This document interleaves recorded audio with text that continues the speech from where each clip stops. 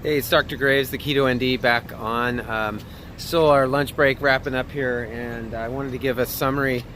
I did a video here just kind of introducing down at the Metabolic Health Summit 2019 in Long Beach, California, and this is the third annual of this. It happened twice in Florida, and basically it just brings together the top researchers, physicians, and lay people interested in the ketogenic diet, dietitians and nutritionists. And really beyond the diet is to look at the science behind this and what applications this has. As any of you, if you've seen my other videos, you know the journey here with me already started a little over 3 years ago. Wow, we're at 3.5 years ago. And so it's pretty exciting for me to be down at this health summit.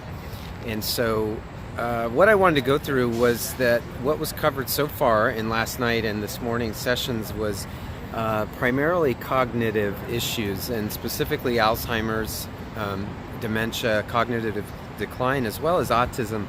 And we had Dr. Bredesen speak last night, Dr. Rowe this morning, and also Dr. Kunan, who's also a researcher. And what they have mentioned is a lot of the research that's up and coming, that's been done in the effects, the biochemistry in the brain of what's going on with the ketogenic diet, as well as ketones and the fats that we get those through. And overall, there's an interesting theme that's coming up in that we don't fully understand all the mechanisms, but what we find is that there's a far widespread effects throughout the body and the neurological system. So it's interesting to be looking at autism and cognitive decline and Alzheimer's, because we have sort of two impending crises in the health of the population. Really, it's a worldwide epidemic. Here at later life, early cognitive decline and Alzheimer's, and then early in life, we're seeing this autistic spectrum disorders. And there's some overall common themes that are coming up, and that has to do with the neurology and the effects. And real simply, to bring this home is to say how much evidence is just stacking up the obvious, and that is that the high intake of processed carbohydrates is to really blame for a tremendous amount of these diseases. And on the flip side, what the good news is that it's a very simple concept. It's pretty easy to adapt and to change that in terms of your macronutrients in your diet. And so essentially these high sources of glucose in the diet have caused this neurological damage to the brain.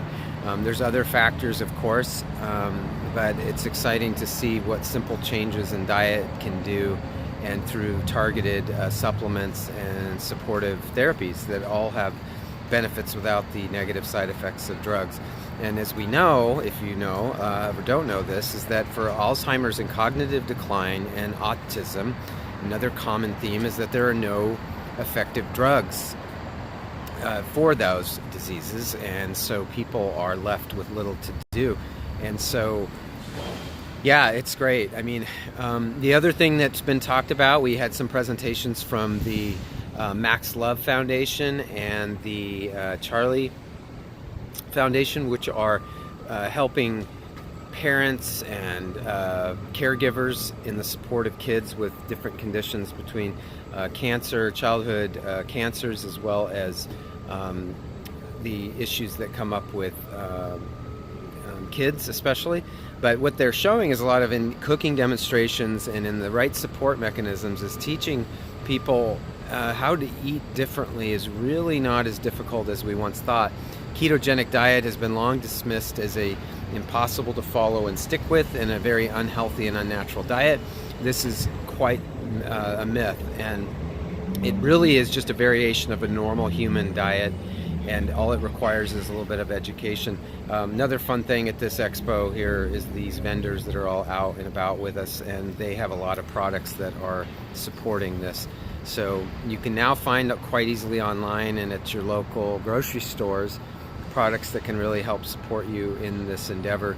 So yeah, so stay tuned. I'll be going through this more as the weekend unfolds, and I would say, just don't, if you have somebody, a loved one a child with autism spectrum disorder or autism or Alzheimer's early cognitive decline, or if you're an adult who's concerned about your brain health, jump into this and begin to make steps to change your eating patterns to favor this, as well as other techniques. Lastly, I'll close, and I'll maybe go into this later tonight, and that is, what's fascinating is gut health. What they're showing is that this ketogenic diet isn't just about putting ketones into the body and giving those ketones to your brain.